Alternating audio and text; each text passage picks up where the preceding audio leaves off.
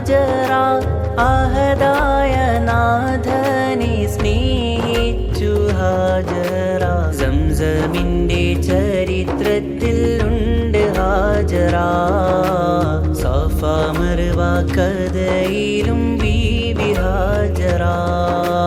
അമ്പിളിച്ചേലുള്ള അമ്പർമണമുള്ള ഇമ്പത്തരുണിയാൾ പൂമുത്ത് Hajara.